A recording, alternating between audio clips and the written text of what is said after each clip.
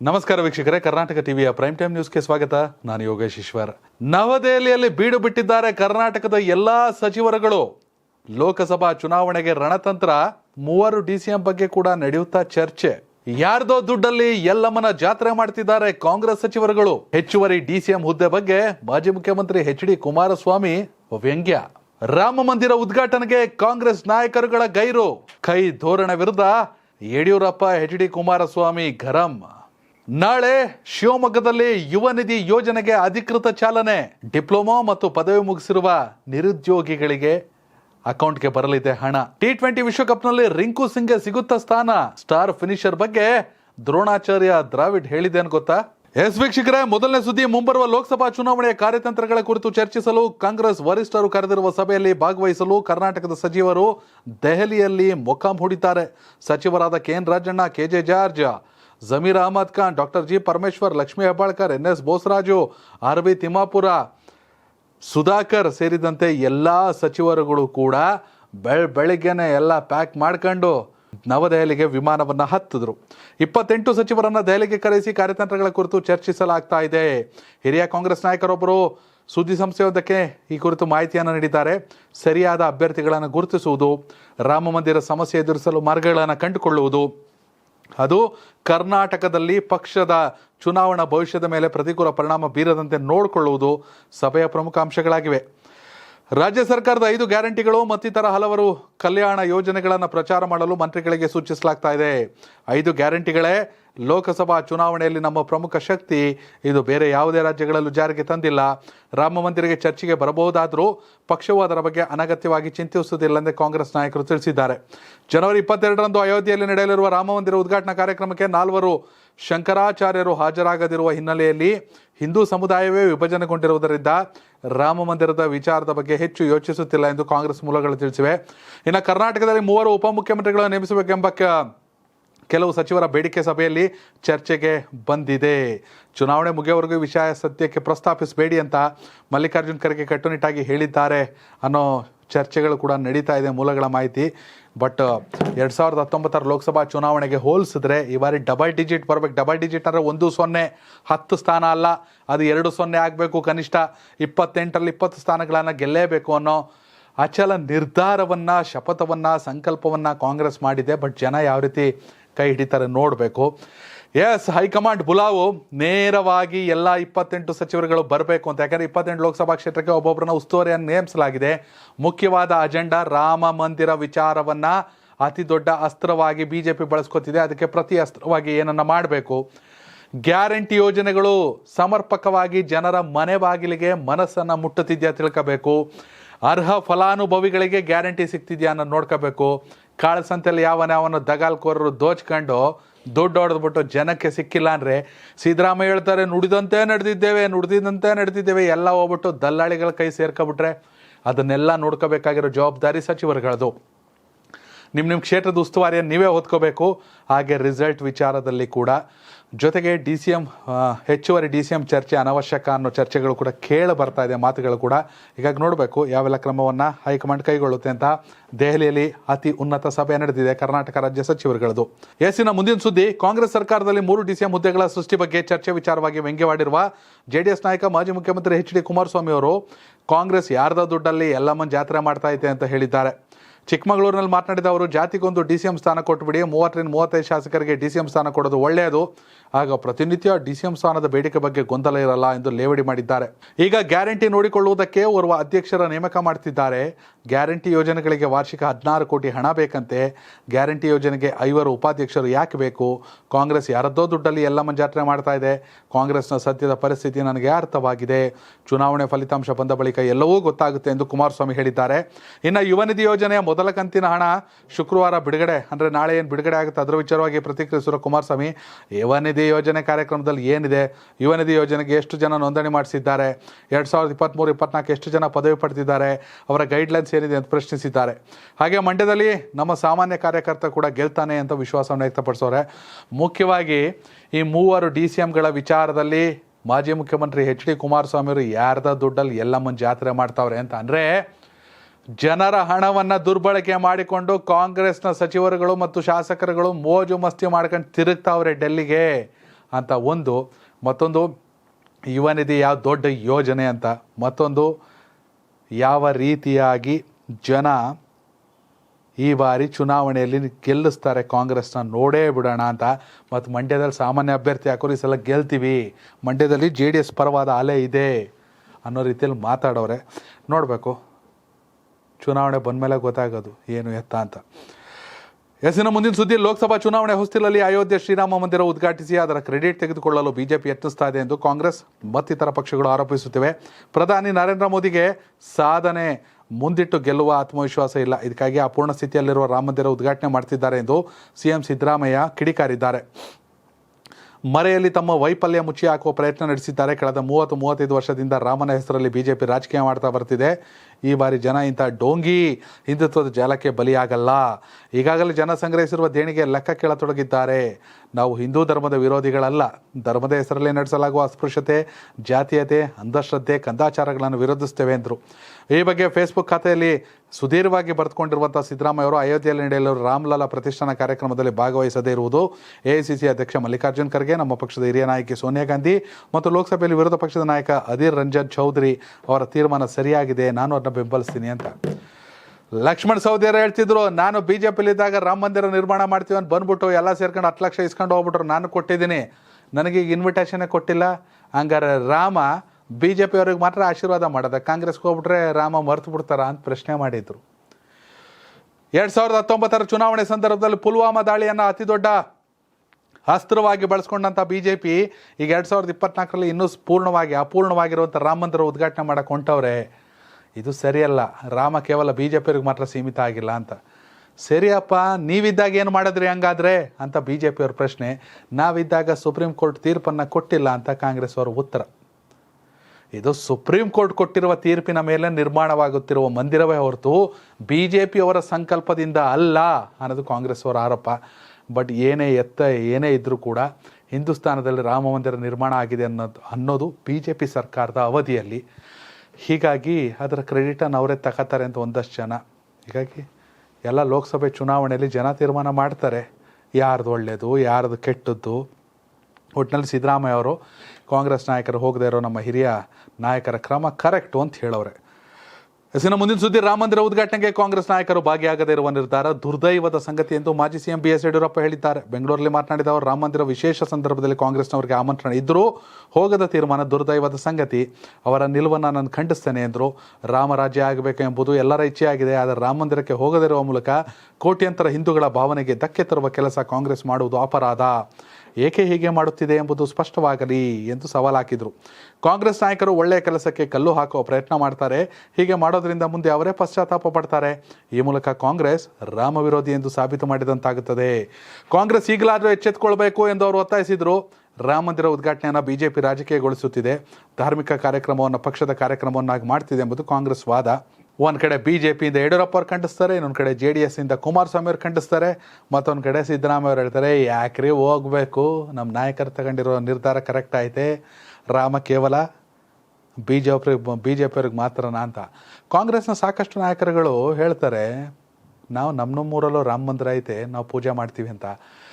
ರಾಮನಗರದ ಕಾಂಗ್ರೆಸ್ ಶಾಸಕನಾಗಿರುವಂಥ ಮುಸ್ಲಿಂ ಶಾಸಕ ತುಂಬಾ ಸೌಹಾರ್ದಯುತವಾಗಿ ಕೊಟ್ಟಿರುವಂಥ ಹೇಳಿಕೆ, ನಾನು ಚಿಕ್ಕದ್ರಿಂದ ರಾಮನ ಪೂಜಿಸ್ಕೊ ಬಂದಿದ್ದೀನಿ, ರಾಮ ಉತ್ಸವವನ್ನು ನಾವು ರಾಮನಗರದಲ್ಲಿ ಮಾಡ್ತೀವಿ ಅಂದರು. ಇದಕ್ಕಿಂತ ಬೇಕಾ? ಇತ್ತೀಚೆಗಷ್ಟೇ ಸಾಕಷ್ಟು ಕಡೆ ವಿಡಿಯೋಗಳು ವೈರಲ್ ಆಗ್ತಿದೆ. ಯಾವುದೋ ಟ್ರೆಂಡ್ಗೆ ಶೋಕಿಗೆ ಮಾಡಿದ್ದಲ್ಲ. ಮುಸ್ಲಿಮರ ಮಸೀದಿಗಳಲ್ಲಿ ಸಂಕಷ್ಟಕ್ಕೆ ಸಿಲುಕಿದ ಅಯ್ಯಪ್ಪ ಸ್ವಾಮಿ ಭಕ್ತರಿಗೆ ಉಳಿದುಕೊಳ್ಳಲು ಅವಕಾಶವನ್ನು ಮಾಡಿಕೊಟ್ಟು ಅವರಿಗೆ ಸಕಲ ವ್ಯವಸ್ಥೆಯನ್ನು ಮಾಡಿ, ಜೊತೆಗೆ ಅಯ್ಯಪ್ಪನ ಪೂಜೆಯನ್ನು ಕೂಡ ಮಾಡೋಕ್ಕೆ ವ್ಯವಸ್ಥೆಯನ್ನು ಮಾಡಿಕೊಟ್ಟ ಉದಾಹರಣೆ ಇತ್ತೀಚೆಗಷ್ಟೇ ಕೊಡಗಲ್ಲೊಂದು ಇನ್ಸಿಡೆಂಟ್ ನಡೆದಿತ್ತು. ಹೀಗೆ ಸಾಕಷ್ಟು ಕಡೆ ಆಗಿದೆ, ಅನ್ನದಾನ ಮತ್ತೊಂದು ಮಗದೊಂದು ಅಂತ. ಹಿಂಗಿರುವಾಗ BJPಯವರು ನಮ್ಮದೇ ಕ್ರೆಡಿಟು, ಒಂದಷ್ಟು ಜನ ಅವರಪ್ಪ BJPಲಿ ಜನಪ್ರತಿನಿಧಿಗಳು ಸೋ ಕಾಲ್ಡ್ ಲೀಡರ್ಗಳು ನಮಗೆ ಮುಸ್ಲಿಂ ಓಟೇ ಬೇಡ ಅಂತಾರೆ. ಎಸ್, ಅವ್ರುಗಳು ಮಾಡಿರೋ ತಪ್ಪಾದರೂ ಏನು? ನಿಮಗೆ ಬೇಡ ಅಂದರೆ ಬೇಡ ಬಿಡಿ, ಜನ ಬುದ್ಧಿ ಕಲಿಸಿದ್ರು. ಕರ್ನಾಟಕ ವಿಧಾನಸಭಾ ಚುನಾವಣೆಯಲ್ಲಿ ಡಬಲ್ ಇಂಜಿನ್ ಸರ್ಕಾರ ಅನ್ಕೊಂಡು ಹೋದ್ರಿ. ನಿಮ್ಮದೇ ಸರ್ಕಾರ ಇದ್ರು, ಕಡೆಗೆ ಜನ ಓಟ್ ಹಾಕಿದ್ದು 66ಕ್ಕೆ. ಗ್ಯಾರಂಟಿ ಯೋಜನೆ ಎಷ್ಟು ಜನಕ್ಕೆ ತಲುಪ್ತಾ ಇದೆಯೋ ಅಥವಾ ಗ್ಯಾರಂಟಿ ಯೋಜನೆ ಕೊಟ್ಟು ಸಿದ್ದರಾಮಯ್ಯ ಎಲ್ಲರನ್ನೂ ಹಾಳು ಮಾಡ್ತಾವ್ರೋ ಮಿಶ್ರ ಪ್ರತಿಕ್ರಿಯೆ ಬರುತ್ತೆ. ಪಬ್ಲಿಕ್ ಬೈಟ್ಗೆ ಹೋದರೆ ನಮ್ಮದೇ ಚಾನಲಲ್ಲಿ ಮಿಶ್ರ ಪ್ರತಿಕ್ರಿಯೆ ಬರುತ್ತೆ. ಹಾಗೆ ಬಿ ಜೆ ಪಿಗೆ ಬೈಯೋರು ಇದ್ದಾರೆ. ಬಿ ಜೆ ಪಿ ಸರ್ಕಾರ ರಾಜ್ಯದಲ್ಲಿ ಏನಿತ್ತು ಅಂದರೆ, ಬಿ ಜೆ ಪಿ ಸರ್ಕಾರ ಇದ್ದಾಗ ಜನ ಹೇಳೋದು ಒಂದಷ್ಟು ಜನ, ಯಾವ ಕಾರ್ಯಕರ್ತರಲ್ಲ, ಜನಸಾಮಾನ್ಯರು, ಹಿಜಾಬು, ಹಲಾಲು, ಜಟ್ಕಾ ಕಟ್ಟು, ಆ ಕಟ್ಟು, ಈ ಕಟ್ಟು, ಆಜಾನು, ಹಿಂದೂ ಜಾತ್ರೆಗಳಲ್ಲಿ ಮುಸ್ಲಿಮರು ವ್ಯಾಪಾರ ಮಾಡೋಂಗಿಲ್ಲ, ಬರೀ ಇಂಥವೇ ಇತ್ತು.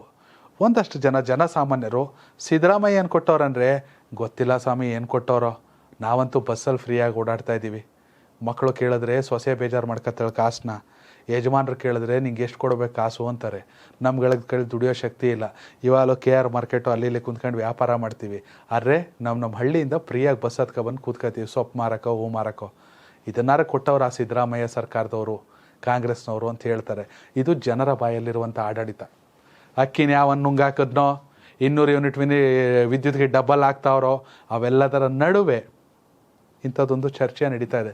ಆದ್ರೆ BJP ಸರ್ಕಾರದಲ್ಲಿ ಬೊಮ್ಮಾಯಿ ಏನು ಕೊಟ್ಟ, ಯಡಿಯೂರಪ್ಪ ಏನು ಕೊಟ್ಟ ಅಂತ ಯಾರಿಗೂ ಗೊತ್ತಿಲ್ಲ. ಎಸ್, ಫ್ರೀ ಕೊಟ್ಟು ಹಾಳು ಮಾಡ್ತೀವಿ ಅಂತ ಒಂದಷ್ಟು ಜನ, ಇದು ಅವರವರ ಭಾವ, ಅವರವರ ಭಕುತಿಗೆ ಬಿಟ್ಟ ವಿಚಾರ. ಆದರೆ ಕಾಂಗ್ರೆಸ್ನ ಗ್ಯಾರಂಟಿಗಳು, ಯಾಕೆಂದರೆ ಪ್ರದೀಪ್ ಈಶ್ವರ್ ಅವ್ನು ಮಾತಾಡ್ತಿರ್ತಾರೆ, ಫ್ರೀ ಅಕ್ಕಿ ಅಂತಿರಲ್ಲ, ಹಸ್ಕೊಂಡಿದ್ದವ್ರನ್ನ ಹೋಗ್ಬಿಟ್ಟು ಕೇಳಿ ಹಳ್ಳಿಗಳಲ್ಲಿ ಆ ಫ್ರೀ ಅಕ್ಕಿ ಬೆಲೆ ಏನು ಅಂತ ಗೊತ್ತಾಗುತ್ತೆ ಅಂತ. ಹೀಗಾಗಿ ಅದೇನೋ ಅಂತಾರಲ್ಲ, ಬಲ್ಲವನೇ ಬಲ್ಲ ಬೆಲ್ಲದ ಸಿಹಿ ಅಂತ, ಹೊಟ್ಟೆ ತುಂಬಿದವ್ರಿಗೆ ಎಲ್ಲ ಫ್ರೀ ಕೊಟ್ಟು ಹಾಳು ಮಾಡ್ತಾರೆ ಅಂತ ಅನಿಸುತ್ತೆ. ಎಸ್, ಹೀಗಾಗಿ ಯಾಕಂದರೆ ಯಡಿಯೂರಪ್ಪ ಅವ್ರು ಹೇಳ್ತಾರಲ್ಲ, ದುರ್ದೈವದ ಸಂಗತಿ ಅಂತ, ಅವ್ರವ್ರಿಗೆ ಬಿಟ್ಟ ವಿಚಾರ ಅದು. ಸಿದ್ದರಾಮಯ್ಯ ಅವ್ರ ಹೆಸರೇ ರಾಮ ಇದೆ, ಅವ್ರ ಹೆಸರೇ ಸಿದ್ದರಾಮನುಂಡಿ, ಊರಲ್ಲೂ ರಾಮನ ದೇವಸ್ಥಾನ ಕಟ್ಸಿದ್ದೀವಿ ಅಂತಾರೆ, ಅವ್ರವ್ರಿಗೆ ಬಿಟ್ಟಿದ್ದು, ಜನ ತೀರ್ಮಾನ ಮಾಡ್ತಾರೆ. ಎಸ್, ಇನ್ನು ಮುಂದಿನ ಸುದ್ದಿ, ವಿಧಾನಸಭಾ ಚುನಾವಣೆಯಲ್ಲಿ ವರುಣಾ ಕ್ಷೇತ್ರವನ್ನು ವಾಪಸ್ ತಂದೆಗೆ ಬಿಟ್ಟು ಕೊಟ್ಟಿರುವ ಯತೀಂದ್ರ ಸಿದ್ದರಾಮಯ್ಯನವರು ಈ ಬಾರಿ ಲೋಕಸಭಾ ಚುನಾವಣೆಯಲ್ಲಿ ಮೈಸೂರು ಕೊಡಗು ಕ್ಷೇತ್ರದಿಂದ ಸ್ಪರ್ಧೆ ಮಾಡ್ತಾರೆ ಎನ್ನುವ ಸುದ್ದಿ ಹರಿದಾಡ್ತಿದೆ. ಇದಕ್ಕೆ ಪುಷ್ಟಿ ನೀಡುವಂತೆ ಶಾಸಕ ಪ್ರದೀಪ್ ಈಶ್ವರ್, ಈಗ ತಾನೇ ಹೇಳಿದೆ ಅಕ್ಕಿ ವಿಚಾರದಲ್ಲಿ ಅವ್ರ ಹೆಸರು ತೆಗೆದಿದೆ, ಅವ್ರದ್ದೇ ನ್ಯೂಸ್ ಬಂದ್ಬಿಡ್ತು. ಪ್ರದೀಪ್ ಈಶ್ವರ್ BJP ಸಂಸದ ಪ್ರತಾಪ್ ಸಿಂಹಗೆ ಬೈಯುತ್ತಿರುವ ಭರದಲ್ಲೇ ಯತೀಂದ್ರ ಸಿದ್ದರಾಮಯ್ಯನವರು ಸ್ಪರ್ಧೆ ಮಾಡ್ತಾರೆ ಎನ್ನುವುದನ್ನು ಬಹಿರಂಗಪಡಿಸಿದ್ದಾರೆ. ಚಿಕ್ಕಬಳ್ಳಾಪುರದಲ್ಲಿ ಮಾತನಾಡಿರುವ ಪ್ರದೀಪ್ ಈಶ್ವರ್, ಸಂಸದ ಪ್ರತಾಪ್ ಸಿಂಹನಂತಹ ಅಯೋಗ್ಯ, ಮುಟ್ಟಾಳ ಮತ್ತೊಬ್ಬನಿಲ್ಲ. CM ಸಿದ್ದರಾಮಯ್ಯ ಬಗ್ಗೆ ಮಾತನಾಡಿದ್ರೆ ಹುಷಾರ್, ಪರಿಣಾಮ ನೆಟ್ಟಗಿರಲ್ಲ, ನಿಮ್ಮ ಬಾಯಿ ತೆವಲನ್ನು ಕಡಿಮೆ ಮಾಡಿ ಸುಮ್ಮನೆ ಇರಬೇಕು.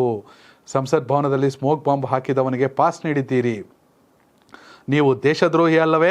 ಈ ಬಾರಿ ಚುನಾವಣೆಯಲ್ಲಿ ಗೆಲ್ಲುವುದಿಲ್ಲ, ಈ ಬಾರಿ ಮೈಸೂರು ಕ್ಷೇತ್ರದಿಂದ ಯತೀಂದ್ರ ಸಿದ್ದರಾಮಯ್ಯನೇ ಗೆಲ್ಲೋದು ಎಂದು ಅಚ್ಚರಿಯ ಹೇಳಿಕೆ ನೀಡಿದ್ದಾರೆ.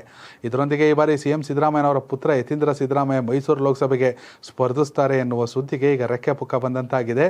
CM ಸಿದ್ದರಾಮಯ್ಯ ಅವರಿಗೆ ಕ್ಷೇತ್ರ ತ್ಯಾಗ ಮಾಡಿದ ಪುತ್ರ ಯತೀಂದ್ರ ಸಿದ್ದರಾಮಯ್ಯಗೆ ಮೈಸೂರು ಲೋಕಸಭಾ ಕ್ಷೇತ್ರ ಟಿಕೆಟ್ ನೀಡಬೇಕೆಂಬ ಒತ್ತಾಯ ಕಾಂಗ್ರೆಸ್ನಲ್ಲಿ ಕೇಳಬರ್ತಾ ಇದೆ. ಅಂದರೆ ಪ್ರತಾಪ್ ಸಿಂಹ ಅವ್ರಿಗೆ ಬಯೋ ಬರದಲ್ಲಿ ಈ ಸಲ ಜನ ಸೋಲಿಸ್ಬಿಡ್ತಾರೆ, ಯತೀಂದ್ರ ಅಣ್ಣನೇ ಗೆಲ್ಲಬೇಕು ಅಂತ ಹೇಳೋರೆ, ಪ್ರದೀಪ್ ಈಶ್ವರ್ ಹೇಳಿದ ತಕ್ಷಣ ಟಿಕೆಟ್ ಫೈನಲ್ ಆಗ್ಬಿಡಲ್ಲ. ಪ್ರದೀಪ್ ಈಶ್ವರ್ ಟಿಕೆಟ್ ಫೈನಲ್ ಆಗಿದ್ದೆ ಕೊನೆಗೆ. ಅದೇನೇ ಇರಲಿ, ಇತಿಹಾಸ, ಚಿಕ್ಕಬಳ್ಳಾಪುರ ಅನ್ನುವಂತಹ ಡಾಕ್ಟರ್ K ಸುಧಾಕರ್ ಅವರು ಕಟ್ಟಿಕೊಂಡಿದ್ದಂಥ ಸಾಮ್ರಾಜ್ಯವನ್ನು ಕೆಡವಿ ಅಲ್ಲಿ ಆಧಿಪತ್ಯವನ್ನು ಸ್ಥಾಪಿಸಿದಂಥ ಪ್ರದೀಪ್ ಈಶ್ವರ್ ಅವರ ಗೆಲುವು ನಿಜಕ್ಕೂ ಕರ್ನಾಟಕ ರಾಜ್ಯ ಇತಿಹಾಸದಲ್ಲಿ ಒಂದು ರೀತಿ ಅಜರಾಮರ. ಅದು ಸೈಡ್ರಿ, ಅದೊಂದು ಕಡೆ ಇಟ್ಬಿಡೋಣ. ಈಗ ಪ್ರದೀಪ್ ಈಶ್ವರ್ ಹೇಳಿದ ತಕ್ಷಣ ಯತೀಂದ್ರ ಅವ್ರಿಗೆ ಟಿಕೆಟಾ ಇರ್ಬೋದೇನೋ, ಯಾಕಂದರೆ ಪ್ರದೀಪ್ ಈಶ್ವರ್ಗೆ ಮಾಹಿತಿ ಸುಳ್ಳು ಅಂತ ಹೇಳೋಕ್ಕಾಗಲ್ಲ. ಒಂದು ವೇಳೆ BJP JDS ಮೈತ್ರಿಯಿಂದ ಯಾರಿಗೆ NDA ಟಿಕೆಟ್ ಅನ್ನೋದ್ರ ಮೇಲೆ ಕಾಂಗ್ರೆಸ್ನ ಅಭ್ಯರ್ಥಿ ನಿರ್ಧಾರವಾದರೂ ಅಚ್ಚರಿ ಪಡಬೇಕಾಗಿಲ್ಲ. ಪ್ರತಾಪ್ ಸಿಂಹ ಅವ್ರಿಗೆ ಟಿಕೆಟ್ ಆದರೆ GT ದೇವೇಗೌಡರು ಜುಯಿ ಅಂತ ಬಂದ್ಬಿಡ್ತಾರೆ. ಆ ಕಡೆ ಈ ಕಡೆ ಹುಣಸೂರು, ಚಾಮುಂಡೇಶ್ವರಿ ಎಲ್ಲ ಕಡೆಯಿಂದ ಸೇರಿಸ್ಬಿಡ್ತಾರೆ ಕಾರ್ಯಕರ್ತರನ್ನ. ಆದರೆ ಪ್ರತಾಪ್ ಸಿಂಹ ಅವರಿಗೆ BJPಯಲ್ಲೇ ಒಂದಷ್ಟು ವಿರೋಧಗಳಿವೆ ಅನ್ನೋ ಮಾತುಗಳು ಕೂಡ ಕೇಳಿಬರುತ್ತೆ. ಮತ್ತೊಂದು ಕಡೆ ಕಾಂಗ್ರೆಸ್ ನಿಂದರೆ ಕಾಂಗ್ರೆಸ್ಗೂ ಪ್ಲಸ್ ಐತೆ. ಸಾಕಷ್ಟು ಚುನಾವಣೆಗಳಿಂದ ಕೊಡಗಲ್ಲಿ ಬತ್ತಿದ್ದಂಥ ಅಪ್ಪಚ್ಚು ರಂಜನ್ ಮತ್ತು KG ಬೋಪಯ್ಯನ ಸೋಲ್ಸಾಕ್ಬಿಟ್ರು. ಮಂತರಗೌಡ ಮತ್ತು AS ಪೊನ್ನಣ್ಣ ಎರಡೂ ಕಂಪ್ಲೀಟ್ ಕೊಡಗು ಕಾಂಗ್ರೆಸ್ ಆಗೋಗ್ಬಿಡ್ತು. ಕೊಡಗು ಮತ್ತು ಮೈಸೂರು ಲೋಕಸಭಾ ಕ್ಷೇತ್ರ ಅನ್ನುವಾಗ ಕೊಡಗಲ್ಲಿ ಮಂತರಗೌಡರಿಗೂ ಹೆಸರು ಚೆನ್ನಾಗಿ ಬರ್ತಾಯಿದೆ, ಎಲ್ಲರ ಜೊತೆ ಬೆರೀತಾವ್ರೆ. AS ಪೊನ್ನಣ್ಣಗೂ ವಿರಾಜಪೇಟೆಯಲ್ಲಿ ಹೆಸರು ಚೆನ್ನಾಗಿ ಬರ್ತಾಯಿದೆ. ಹೀಗಾಗಿ ಕೊಡಗಿನ ಮತದಾರರು ಇವರಿಬ್ಬರ ಪರ ನಿಲ್ತಾರೆ ಅಂದರೆ ಕಾಂಗ್ರೆಸ್ಗೆ ಕೈ ಹಾಕ್ಬೋದೇನೋ, ಅಥವಾ ಹಿಂದುತ್ವ ದೇಶ ಅಂತ ಬಂದಾಗ BJPಗೆ ಬರ್ಬೋದೇನೋ. ಹೀಗಾಗಿ BJP ಅಭ್ಯರ್ಥಿ ಯಾರು ಅನ್ನೋದರ ಮೇಲೆ ಸಿದ್ದರಾಮಯ್ಯ ಅವರು ನಿರ್ಧಾರ ಮಾಡ್ಬೋದು, ತಮ್ಮ ಮಗನನ್ನು ಕಣಕ್ಕಿಳಿಸಬೇಕಾ ಅಥವಾ ಬೇಡವಾ ಅಂತ. ಹೀಗಾಗಿ ಅಷ್ಟು ಸುಲಭವಾಗಿ ನಿಖಿಲ್ ಕುಮಾರಸ್ವಾಮಿ ಅವರನ್ನು ರಾಜಕೀಯವಾಗಿ ಮುಂದೆ ಇಟ್ಟು ಸೋಲು ಅನುಭವಿಸ್ತಂತೆ ಕುಮಾರಸ್ವಾಮಿ ಅವರು ಮಾಡಿದ ನಿರ್ಧಾರಗಳನ್ನ ಸಿದ್ದರಾಮಯ್ಯ ಅವರು ಮಾಡಲ್ಲ ಅನ್ಕೋತೀವಿ. ಅಷ್ಟು ಸುಲಭವಾಗಿ ಮಗನ ಭವಿಷ್ಯನ ಮುಳುಗ್ಸೋಕ್ಕೆ ನೋಡಲ್ಲ. ಬಟ್ ಈಗ ಪ್ರದೀಪ್ ಈಶ್ವರ್ ಹೇಳೋರೆ, ಪ್ರತಾಪ್ ಸಿಂಹ ಅವರ ವಿರುದ್ಧ ಅಥವಾ BJP ವಿರುದ್ಧ ಯತೀಂದ್ರಣ್ಣ ಗೆಲ್ತಾರೆ ಅಂತ ಅದು ನೋಡ್ಬೇಕು ಟಿಕೆಟ್ ಅನೌನ್ಸ್ ಆದಮೇಲೆ. ಮತ್ತೆ ಇನ್ನು ಕೆಲವರು ಇದ್ದಾರೆ. ಫಾರ್ ಎಕ್ಸಾಂಪಲ್ ಮೈಸೂರಿನ MP ಇದ್ದಾರೆ ಪ್ರತಾಪ್ ಸಿಂಹ. ಆತ್ಮಷ್ಟು ಅಯೋಗ್ಯ ಮುಟ್ಟಾಳ ಇನ್ನೊಬ್ಬ ಇಲ್ಲ. 45 ವರ್ಷದ ರಾಜಕೀಯ ಅನುಭವ ಇರ್ತಕ್ಕಂಥ ಸಿದ್ದರಾಮಯ್ಯ ಸಾಹೇಬರು ಬಾಯಿಗೆ ಬಂದಾಗ ಮಾತಾಡ್ತಾರೆ. ಪ್ರತಾಪ್ ಸಿಂಹ ಅವರೇ ಬಾಯಿ ಮುಚ್ಕೊಂಡಿರ್ಬೇಕು, ನಿಮ್ಮ ಬಾಯಿತ್ಯವನ್ನ ಕಡಿಮೆ ಮಾಡ್ಕೊಳ್ಬೇಕು. ಲೋಕಸಭೆಗೆ ಪಾಸ್ ಕೊಟ್ಟಲ್ಲ, ಆನ್ಸರ್ ಮಾಡಿ.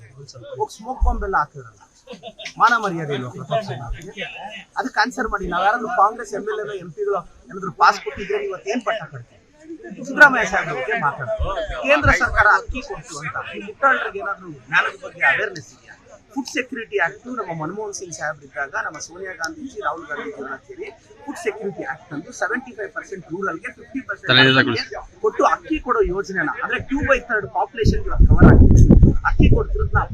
ಸಿದ್ದರಾಮಯ್ಯ ಸಾಹೇಬ್ರ ಬಗ್ಗೆ ಕೇವಲವಾಗೆಲ್ಲ ಮಾತಾಡಿದ್ರೆ ಈ 25 ಜನ ಏನು MP ಮಾನ ಮರ್ಯಾದೆ ಇವತ್ತು ನಾವು 4 ಲಕ್ಷ ಕೋಟಿ ರೆವಿನ್ಯೂ ಕೊಟ್ರೆ ಅದ್ರಲ್ಲಿ ನಮಗೆ ಸರಿಸುಮಾರು 50,000 ಕೋಟಿ ಕೊಡಕ್ಕೂ ಒದ್ದಾಡ್ತಿದ್ದಾರೆ. ಇದ್ರ ಬಗ್ಗೆ ಇವರು BJP ಸಂಸದರು ಯಾವತ್ತಾದ್ರೂ ಬಾಯಿ ಬಿಚ್ಚಿದ್ದಾರೆ?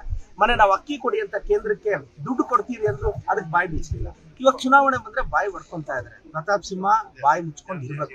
ಮಾತಾಡೋದು ನಿಮಗೆ ಅಲ್ಲ. ನೀವು 1 ಕಲ್ಲು ಹಾಕಿದ್ರೆ ನಮಗೂ 4 ಕಲ್ಲು ಹಾಕೋದು ಬರುತ್ತೆ. Request warn. ನಮ್ಮ ಸಿದ್ದರಾಮಯ್ಯ ಸಾಹೇಬ್ರ ಬಗ್ಗೆ ಮತ್ತೆ ಮತ್ತೆ ಮಾತಾಡಿದ್ರೆ ಎಂಟೈರ್ ಕಾಂಗ್ರೆಸ್ ಅಖಾಡ ಬಂದು ಮೈಸೂರಲ್ಲಿ ಹಿಡಿಬೇಕಾಗುತ್ತೆ. ಈ ಸಲ ನೀವು ಸೋಲ್ತೀರಾ ಬಿಡಿ.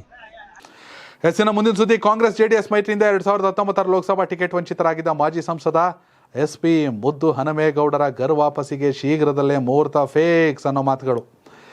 ಕಾಂಗ್ರೆಸ್ನಿಂದ ಗೌಡರು ಕಣಕ್ಕಿಳಿಯೋದು ಬಹುತೇಕ ಖಚಿತ ಅನ್ನೋ ಮಾತು. ಸಂಕ್ರಾಂತಿ ಒಳಗೆ ಮುಹೂರ್ತ ನಿಗದಿಯಾಗಿದೆ. ಅವರು ಅಫಿಷಿಯಲ್ ಆಗಿ ಸೇರ್ಕೊಳ್ಳೋದು ಅನ್ನೋ ಮಾತುಗಳು ಕೇಳ ಬರ್ತಾ ಐತೆ. ಹೀಗಾಗಿ ಸಂಕ್ರಾಂತಿ ಮಾಡೋಕ್ಕೆ ಮುದ್ದು ಹನುಮೇಗೌಡರು ಸಜ್ಜಾಗವ್ರೆ ಅಂತ ಉಪಮುಖ್ಯಮಂತ್ರಿ KPCC ಅಧ್ಯಕ್ಷರಾಗಿರುವ DK ಶಿವಕುಮಾರ್, ಗೃಹ ಸಚಿವ, ತುಮಕೂರು ಜಿಲ್ಲಾ ಉಸ್ತುವಾರಿ ಸಚಿವ ಡಾಕ್ಟರ್ G ಪರಮೇಶ್ವರ್ ಹಾಗೂ ಜಿಲ್ಲೆ ಇನ್ನೋರ್ವ ಪ್ರಮುಖ ನಾಯಕ ಸಹಕಾರಿ ಸಚಿವ KN ರಾಜಣ್ಣ ಅವರನ್ನು ಕೂಡ ಭೇಟಿ ಮಾಡಿ ಮುದ್ದು ಹನುಮೇಗೌಡರು ಚರ್ಚಿಸಿದ್ದಾರೆ.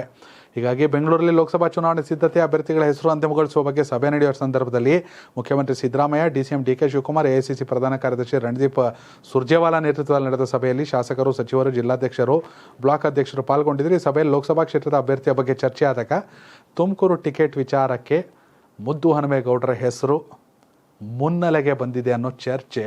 ಇನ್ನೇನು ಸಂಕ್ರಾಂತಿಗೆ ಗೊತ್ತಾಯ್ತದೆ ಸ್ವಲ್ಪ ದಿನ. ಹೀಗಾಗಿ ಕ್ರಾಂತಿ ಯಾರು ಮಾಡ್ತಾರೆ ಅನ್ನೋ ಲೆಕ್ಕಾಚಾರ ತುಮಕೂರಲ್ಲಿ. ಎಸ್ಸಿನ ಮುಂದಿನ ಸುದ್ದಿ. ಯುವ ಜನರ ಆಶಾಕಿರಣವಾದ ಸ್ವಾಮಿ ವಿವೇಕಾನಂದ ಜನ್ಮದಿನವಾದ ನಾಳೆ ಅಂದರೆ ಶುಕ್ರವಾರ ರಾಜ್ಯ ಕಾಂಗ್ರೆಸ್ ಸರ್ಕಾರದ ಮಹತ್ವಾಕಾಂಕ್ಷೆಯ 5ನೇ ಗ್ಯಾರಂಟಿ ಯುವ ನಿಧಿ ಯೋಜನೆ ಚಾಲನೆ ನೀಡಲಾಗ್ತಿದೆ. ಶಿವಮೊಗ್ಗ ನಗರದಲ್ಲಿ ನಡೆಯುವ ಕಾರ್ಯಕ್ರಮದಲ್ಲಿ ಶಿವಮೊಗ್ಗ ಫಲಾನುಭವಿಗಳಿಗೆ ನಗದು ವರ್ಗಾವಣೆ ಮಾಡುವ ಮೂಲಕ ಮುಖ್ಯಮಂತ್ರಿ ಸಿದ್ದರಾಮಯ್ಯ, DCM DK ಶಿವಕುಮಾರ್ ಸೇರಿದಂತೆ ಗಣ್ಯರು ಯೋಜನೆಗೆ ಚಾಲನೆ ನೀಡಲಿದ್ದಾರೆ. ಡಿಪ್ಲೊಮಾ ಮತ್ತು ಪದವೀಧರ ನಿರುದ್ಯೋಗಿಗಳಿಗೆ ಪ್ರತಿ ತಿಂಗಳು ಉದ್ಯೋಗ ಭತ್ಯೆ ನೀಡುವ ಸರ್ಕಾರ ಮಹತ್ವಾಕಾಂಕ್ಷೆ ಯೋಜನೆ ಚಾಲನೆಗೆ ನೀಡುವ ಸಮಾರಂಭಕ್ಕೆ ಶಿವಮೊಗ್ಗದ ನಗರದ ಹೃದಯ ಭಾಗ ಫ್ರೀಡಂ ಪಾರ್ಕ್ನ ವಿಶಾಲವಾದ ಜಾಗದಲ್ಲಿ ವೇದಿಕೆ ಸಿದ್ಧವಾಗಿದೆ. 85,000ಕ್ಕೂ ಹೆಚ್ಚು ಜನರಿಗೆ ಆಸನ ವ್ಯವಸ್ಥೆ ಮಾಡಲಾಗಿದ್ದು ಹೆಚ್ಚು ಕಡಿಮೆ 1 ಲಕ್ಷ ಜನ ಸೇರ್ತಾರೆ ಅನ್ನೋ ನಿರೀಕ್ಷೆ. ಬೆಳಗ್ಗೆ 11 ಗಂಟೆ ಕಾರ್ಯಕ್ರಮ ಆರಂಭವಾಗಲಿದ್ದು ಶಿವಮೊಗ್ಗ, ದಾವಣಗೆರೆ, ಚಿತ್ರದುರ್ಗ, ಚಿಕ್ಕಮಗಳೂರು, ಉಡುಪಿ ಹಾಗೂ ಹಾವೇರಿ ಜಿಲ್ಲೆಗಳಿಂದ 1 ಲಕ್ಷಕ್ಕೂ ಅಧಿಕ ಫಲಾನುಭವಿಗಳು ಹಾಗೂ ಅಷ್ಟೇ ಸಂಖ್ಯೆಯ ಜನರು ಪಾಲ್ಗೊಳ್ಳಲಿದ್ದಾರೆ. ಕಾರ್ಯಕ್ರಮಕ್ಕೆ ಚಾಲನೆ ನೀಡಿದ ಬಳಿಕ ಮೊದಲ ಕಂತಿನ ಹಣವನ್ನು ಬಿಡುಗಡೆ ಮಾಡಲಾಗುತ್ತೆ. ಕಳೆದ 3 ದಿನಗಳಿಂದ ಜಿಲ್ಲೆಯಲ್ಲಿ ವಾಸ್ತವ್ಯ ಹೂಡಿರುವ ವೈದ್ಯಕೀಯ ಶಿಕ್ಷಣ, ಕೌಶಲಾಭಿವೃದ್ಧಿ ಮತ್ತು ಜೀವನೋಪಾಯ ಸಚಿವ ಹಾಗೂ ಕಾರ್ಯಕ್ರಮದ ರೂವಾರಿ ಡಾಕ್ಟರ್ ಶರಣಪ್ರಕಾಶ್ ಪಾಟೀಲ್ ಅವರು ವೇದಿಕೆ ಸಿದ್ಧತೆ, ಆಸನ ವ್ಯವಸ್ಥೆ ಬಗ್ಗೆ ಎಲ್ಲ ಗಮನ ಹರಿಸೋರೆ. ಮಧು ಬಂಗಾರಪ್ಪನವರು ಜವಾಬ್ದಾರಿಯನ್ನು ತಗೊಂಡವ್ರೆ. ಸರ್ಕಾರ ಅಧಿಕಾರಕ್ಕೆ ಬಂದು ವರ್ಷದ ಒಳಗೆ, ಇನ್ನೂ ದೂರ ಐತೆ ವರ್ಷವರೆಗೆ, ಹೆಚ್ಚು ಕಡಿಮೆ 7-8 ತಿಂಗಳೊಳಗೆ ಎಲ್ಲ 5 ಗ್ಯಾರಂಟಿಗಳನ್ನು ಪೂರೈಸಿದ ದಾಖಲೆಯನ್ನು ಇಡೀ ಭಾರತದಲ್ಲೇ ಇಂಥದ್ದೊಂದು ಗ್ಯಾರಂಟಿಯನ್ನು ಕೊಟ್ಟ ಸಾಧನೆಯನ್ನು ಕಾಂಗ್ರೆಸ್ ಸರ್ಕಾರ ಮಾಡಿದೆ ಅನ್ನೋ ಹಿರಿಮೆಗೆ ಪಾತ್ರವಾಗಲಿದೆ. ಯುವ ನಿಧಿಯಲ್ಲಿ ಸೈಲೆಂಟ್ ಆಗಿಬಿಡ್ತು, ಸುದ್ದಿನೇ ಇಲ್ಲ. ನಿರುದ್ಯೋಗ ಭತ್ಯೆ ಅಂತ BJP ಅವರು ಮಾತಾಡೋಂಗಿಲ್ಲ. ಇನ್ನು ಲೇಟಾಗಿ ಕೊಟ್ಟರು, ಲೇಟೆಸ್ಟಾಗಿ ಕೊಡೋಕ್ಕೆ ಸುದ್ದಿ ಆಗೋರೆ. ಆದರೆ ಅದು ಎಷ್ಟು ಜನಕ್ಕೆ ತಲುಪುತ್ತೆ ಅನ್ನೋದು ಕೂಡ ಕಾದು ನೋಡಬೇಕು. ಟೂ ಅರ್ಲಿ, ಅಷ್ಟು ಬೇಗ ಯಾರಿಗೋ ಸಿಗುತ್ತೆ ಅಂತ ಹೇಳೋಕ್ಕಾಗಲ್ಲ. ಬಟ್ ಯಾವುದೇ ಯೋಜನೆಗಳನ್ನು ದೊಡ್ಡ ಮಟ್ಟದ ತರುವಾಗ ಅಷ್ಟು ಸುಲಭವಾಗಿ ಅಂಡರ್ ಎಸ್ಟಿಮೇಟ್ ಮಾಡೋಕ್ಕಾಗಲ್ಲ. ಅದರದ್ದೇ ಆದ ಟೆಕ್ನಿಕಲ್ ಇಶ್ಯೂಸ್ ಇರ್ತವೆ. ರಾಜಕೀಯ ನಾಯಕರು ಮೈಕ್ ಮುಂದೆ ನಿಂತರೆ ಏನೆಲ್ಲ ಭರವಸೆ ಕೊಡ್ತಾರೆ ಅನ್ನೋದೇ ಆಶ್ಚರ್ಯವಾಗಿದೆ. ಎಲ್ಲರಿಗಿಂತ ಒಂದು ಹೆಜ್ಜೆ ಮುಂದೆ ಹೋಗಿರೋ BJP ಸಚಿವರೊಬ್ಬರು ರಾಜಸ್ಥಾನದ ಜನರಿಗೆ ಹೊಸ ಆಫರ್ ಕೊಟ್ಟಿದ್ದಾರೆ. ಸಾರ್ವಜನಿಕ ವೇದಿಕೆಯಲ್ಲಿ ಮಾತನಾಡಿರುವ ಅವರು, ಚಿಂತೆ ಬಿಡಿ, ನೀವು ಎಷ್ಟು ಮಕ್ಕಳಿಗೆ ಬೇಕಾದರೂ ಜನ್ಮ ಕೊಡಿ, ಊಟ ಮನೆ ಸೌಲಭ್ಯವನ್ನು ಪ್ರಧಾನಿ ನರೇಂದ್ರ ಮೋದಿಜಿ ಕೊಡ್ತಾರೆ ಎಂದಿದ್ದಾರೆ. ರಾಜಸ್ಥಾನದ ಸಚಿವ ಬಾಬುಲಾಲ್ ಖರಾಡಿ ಅವರು ಇಂಥದ್ದೊಂದು ವಿವಾದಾತ್ಮಕ ಹೇಳಿಕೆ ನೀಡಿದ್ದಾರೆ. ಉದಯಪುರ ಸಾರ್ವಜನಿಕ ಕಾರ್ಯಕ್ರಮದಲ್ಲಿ ಮಾತನಾಡಿದ ಸಚಿವ ಬಾಬುಲಾಲ್ ಖರಾಡಿ, ಚಿಂತೆ ಮಾಡದೆ ಎಷ್ಟು ಮಕ್ಕಳಿಗೆ ಬೇಕಾದರೂ ನೀವು ಜನ್ಮ ನೀಡಿ, ಪ್ರಧಾನಿ ನರೇಂದ್ರ ಮೋದಿ ನಿಮಗೆ ಮನೆ ಕಟ್ಟಿಸಿಕೊಡ್ತಾರೆ. ಯಾರು ಹಸಿವಿನಿಂದ ಮಲಗದಂತೆ ಮಾಡೋದು ಪ್ರಧಾನಿಯವರ ಕನಸು. ನೀವು ಚಿಂತೆ ಮಾಡಬೇಡಿ ಎಂದು ಕರೆ ಕೊಟ್ಟಿದ್ದಾರೆ. 2023 ನವೆಂಬರಲ್ಲಿ ನಡೆದ ವಿಧಾನಸಭಾ ಚುನಾವಣೆಯಲ್ಲಿ ಬಿಜೆಪಿ 115 ಕ್ಷೇತ್ರಗಳನ್ನು ಗೆದ್ದು ರಾಜಸ್ಥಾನದಲ್ಲಿ ಹೊಸ ಸರ್ಕಾರ ರಚನೆ ಮಾಡಿದೆ. ಸಿಎಂ ಭಜನ್ಲಾಲ್ ಶರ್ಮಾ ಸರ್ಕಾರದಲ್ಲಿ ಸಚಿವರಾಗಿರುವ ಬುಡಕಟ್ಟು ಪ್ರದೇಶ ಅಭಿವೃದ್ಧಿ ಸಚಿವ ಬಾಬುಲಾಲ್ ಖರಾಡಿ ಅವರು ವಿವಾದಾತ್ಮಕ ಹೇಳಿಕೆ. ಎಷ್ಟು ಜನ ಬೇಕಾದ್ರೂ ಮಕ್ಕಳನ್ನು ಮಾಡಿ, ಊಟ ಮತ್ತು ಮನೇನ ಪ್ರಧಾನಿ ಕೊಡ್ತಾರೆ ಅಂತ. ಹಿಂಗಾಗಿ ಎಂತೆಂಥವ್ರಿಗೆ ಸಚಿವ ಸ್ಥಾನ ಕೊಟ್ಬಿಟ್ರೆ ಹಿಂಗೆಲ್ಲ ಸ್ಟೇಟ್ಮೆಂಟ್ ಬಂದ್ಬಿಡ್ತವೆ. ಇವೆಲ್ಲ ಸಣ್ಣ ಎಕ್ಸಾಂಪಲ್. ಇನ್ನೂ ದುರಂತವಾದ ಹೇಳಿಕೆಗಳನ್ನು ಕೊಟ್ಟವರು ಇದ್ದಾರೆ. ಅವರು ಈ ವಿಡಿಯೋ ಎಲ್ಲ ಕಡೆ ವೈರಲ್ ಆಗ್ತಿದೆ. ಇನ್ನು ಮುಂದಿನ ಸುದ್ದಿ, ಯಶ್ ಅವರ ಜನ್ಮದಿನ ಏನೊಂದು 8ನೇ ತಾರೀಕು ನಡೀತು. ಆ ಸಂದರ್ಭದಲ್ಲಿ ನಡೆದ 2 ಪ್ರತ್ಯೇಕ ಘಟನೆಗಳಲ್ಲಿ ಅವರ 4 ಅಭಿಮಾನಿಗಳು ಮೃತಪಟ್ಟಿದ್ದು. ಯಶ್ ಅವರ ಬರ್ತ್ಡೇ ಬ್ಯಾನರ್ ನಿಲ್ಲಿಸಲು ಹೋಗಿದ್ದ ಗದಗದಲ್ಲಿ 3 ವಿದ್ಯುತ್ ಶಾಕ್ನಿಂದ ಮತ್ತೋರ್ವ ರಸ್ತೆ ಅಪಘಾತದಲ್ಲಿ ಮೃತಪಟ್ಟಿದ್ದ. ಈ ಘಟನೆ ಯಶ್ ಅವರಿಗೆ ಸಾಕಷ್ಟು ನೋವು ತಂದಿದೆ. ಅವರು ಟಾಕ್ಸಿಕ್ ಸಿನಿಮಾ ಶೂಟಿಂಗ್ನ ಪೋಸ್ಟ್ಪೋನ್ ಮಾಡಿದ್ದಾರೆ ಅಂತ ಸಹ ಕೇಳಿ ಬರ್ತಾ ಇದೆ. ಏನು ಮಾಡ್ತಾರೆ ಹೇಳಿ ಪಾಪ ಅವರಾದರೂ. ನಿಜಕ್ಕೂ ಬೇಸರ ಸಂಗತಿ. ಬರ್ಡೇ ಮಾಡ್ಕೊಳ್ಳೋದೇ ಅಸಹ್ಯ, ಬರ್ಡೇ ಬಂದರೆ ಅಸಹ್ಯ ಅನಿಸ್ಬಿಡುತ್ತೆ ನನಗೆ ಅಂದರು. ಯಾರ್ದೋ ತಪ್ಪು, ಯಾರ್ದೋ ಸಣ್ಣ ಎಡವಟ್ಟುಗಳು, ಬೇಡ ಬೇಡ ಬೇಡ ಅಂದರು. ಆ ಮಕ್ಕಳದು ತಪ್ಪು ಅನ್ನೋಕ್ಕಾಗಲ್ಲ ಬಿಡಿ, ವಿಧಿ ಆಟ ಅಷ್ಟೇ. ಆದರೆ ಆ ಬೈಕ್ನಲ್ಲಿ ಹೋಗಿ ಡಿಕ್ಕಿ ಹೊಡೆದ್ನಲ್ಲ ಪಾಪ ಪ್ರತಿಭಾನ್ವಿತ ಇಂಜಿನಿಯರಿಂಗ್ ವಿದ್ಯಾರ್ಥಿ ಯಶ್ ಅವ್ರು ನೋಡೋ ಬರದಲ್ಲಿ ಪೊಲೀಸ್ ಅಂದರೆ ಯಶ್ ಅವ್ರಿಗಿದ್ದಂಥ ಏನೊಂದು ಭದ್ರತಾ ವಾಹನ ಅದಕ್ಕೆ ಡಿಕ್ಕಿ ಹೊಡೆದೋಗ್ಬಿಟ್ಟ. ಹೀಗಾಗಿ ಪೋಸ್ಟ್ಪೋನ್ ಮಾಡ್ಕೊಂಡವ್ರೆ ಶೂಟಿಂಗ್ನ. ಹೀಗಾಗಿ ಅವ್ರಿಗೆ ಬರ್ಡೇ ದಿನ ಕೂಡ ಗದಗಕ್ಕೆ ಹೋಗಿ ಬಂದರು. ಒಟ್ಟು 4 ಮೃತಪಟ್ಟಿರೋ ದುರ್ಘಟನೆ ಎಷ್ಟು ಸಾಕಷ್ಟು ಹೊಂದಿದ್ದಾರೆ. ಈಗ ಶೂಟಿಂಗ್ ಪೋಸ್ಟ್ಪೋನ್ ಮಾಡ್ಕೊಂಡವ್ರೆ. ಇನ್ನು ಮುಂದಿನ ದಿನಗಳಲ್ಲಿ ಅಗತ್ಯ ಇರುವ ಸಹಾಯಧನವನ್ನು ಕೂಡ ತಂಡ ಮಾಡಲಿದೆ ಅಂತ ಹೇಳಿದ್ದಾರೆ. ಇನ್ನು ಟಾಕ್ಸಿಕ್ ಚಿತ್ರಕ್ಕೆ ಕರೀನಾ ಕಪೂರ್ ಅವರ ನಾಯಕಿ ಎನ್ನುವ ಮಾತು ಜೋರಾಗಿದೆ. ಇದಕ್ಕೆ ಸ್ಪಷ್ಟನೆ ನೀಡಿದ ಕರೀನಾ ಮತ್ತಷ್ಟು ಕುತೂಹಲ ಮೂಡಿಸಿದ್ದರು. ಶೀಘ್ರದಲ್ಲೇ ಎಕ್ಸೈಟಿಂಗ್ ವಿಚಾರ ಬರಲಿದೆ ಎಂದು ಅವರು ಹೇಳಿದರು. ಟಾಕ್ಸಿಕ್ ಚಿತ್ರವನ್ನು KVN ಪ್ರೊಡಕ್ಷನ್ ನಿರ್ಮಾಣ ಮಾಡ್ತಿದ್ದು ಯಶ್ ಮುಖ್ಯ ಭೂಮಿಕೆಯಲ್ಲಿದ್ದಾರೆ. ಸಾಯಿ ಪಲ್ಲವಿ ಹೆಸರು ಕೂಡ ಕೇಳಿಬರುತ್ತೆ. ಈ ಕರೀನಾ ಕಪೂರ್ ಕೂಡ ಸದ್ಯದಲ್ಲೇ ಎಕ್ಸೈಟಿಂಗ್ ವಿಚಾರ ಅನೌನ್ಸ್ ಮಾಡ್ತೀನಿ ಅಂತ ಹೇಳೋರೆ. ಹೀಗಾಗಿ ಎಲ್ಲವೂ ಫೈನಲ್ ಅನ್ನೋ ಮಾತುಗಳು ಕೇಳಿಬರ್ತಿದೆ. ಇನ್ನು ಮುಂದಿನ ಸುದ್ದಿ, ಇಂದಿನಿಂದ ಟೀಮ್ ಇಂಡಿಯಾ ಅಫ್ಘಾನಿಸ್ತಾನ ವಿರುದ್ಧದ 3 ಪಂದ್ಯಗಳ T20 ಸರಣಿ ಶುರುವಾಗಿದೆ. ಅದಾಲೆ ಒಂದು ಮ್ಯಾಚ್ ನಡೀತಾ ಐತೆ ಮೊಹಾಲಿಲಿ. ಬರೋಬ್ಬರಿ 14 ತಿಂಗಳ ಬಳಿಕ captain Rohit Sharma, star cricketer Virat Kohli T20 ಫಾರ್ಮೆಟ್ಗೆ ಕಂಬ್ಯಾಕ್ ಮಾಡಿದ್ದಾರೆ. ಈ ಇಬ್ಬರ ಹೊರತು ಟೀಮ್ ಇಂಡಿಯಾದಲ್ಲಿ ಸದ್ಯ ಅತಿ ಹೆಚ್ಚು ಗಮನ ಸೆಳೆಯುವ ಯಂಗ್ ಪ್ಲೇಯರ್ ಅಂದರೆ ಅದು ರಿಂಕು ಸಿಂಗ್. ಈ ರಿಂಕು ಸಿಂಗ್ ಆಟದ ಬಗ್ಗೆ ಟೀಮ್ ಇಂಡಿಯಾದ ಮುಖ್ಯ ಕೋಚ್ ರಾಹುಲ್ ದ್ರಾವಿಡ್ ಮಾತನಾಡಿದ್ದು, ಇತ್ತೀಚೆಗೆ ಡೆಬ್ಯೂ ಮಾಡಿರುವ ರಿಂಕು ಸಿಂಗ್ ಅಂತಾರಾಷ್ಟ್ರೀಯ ಕ್ರಿಕೆಟ್ನಲ್ಲಿ ಶುಭಾರಂಭ ಮಾಡಿದ್ದಾರೆ. ರಿಂಕು ಸಿಂಗ್ ಅದ್ಭುತವಾಗಿ ಆಡ್ತಿದ್ದಾರೆ. ನಾವು ಅವರಿಗೆ ಫಿನಿಷರ್ ಪಾತ್ರವನ್ನು ನೀಡಿದ್ದೇವೆ ಎಂದರು. ರಿಂಕು ಸಿಂಗ್ ಫಿನಿಷರ್ ರೋಲ್ ಅಚ್ಚುಕಟ್ಟಾಗಿ ನಿರ್ವಹಿಸಿದ್ದಾರೆ. ಅಫ್ಘಾನಿಸ್ತಾನ ವಿರುದ್ಧ ತಮ್ಮ ಟ್ಯಾಲೆಂಟ್ ತೋರಿಸಲು ಮತ್ತೊಂದು ಅವಕಾಶ. ಜೊತೆಗೆ T20 ವಿಶ್ವಕಪ್ಗೆ ಸ್ಥಾನವನ್ನು ಪಡೆದುಕೊಳ್ಳುವಂಥ ಎಲ್ಲ ಅರ್ಹತೆ ಅವ್ರಿಗಿದೆ ಅಂತ ಹೇಳಿದ್ದಾರೆ. ಹೀಗಾಗಿ ರಿಂಕು ಸಿಂಗ್ ಭಾರತೀಯ ಕ್ರಿಕೆಟ್ನ T20 ಫಾರ್ಮೆಟಲ್ಲಿ ಫಿನಿಷರ್ ಆಗಿ ಬರಬೇಕಾ? ನಿಮ್ಮ ಅಭಿಪ್ರಾಯ ಕಾಮೆಂಟ್ ಮಾಡಿ. ವೀಕ್ಷಕರೇ, ಇದು ಇವತ್ತಿನ ಪ್ರೈಮ್ ಟೈಮ್ ನ್ಯೂಸ್. ಧನ್ಯವಾದಗಳು. ಕರ್ನಾಟಕ ಟಿವಿ, ಕನ್ನಡಿಗರ ಧ್ವನಿ.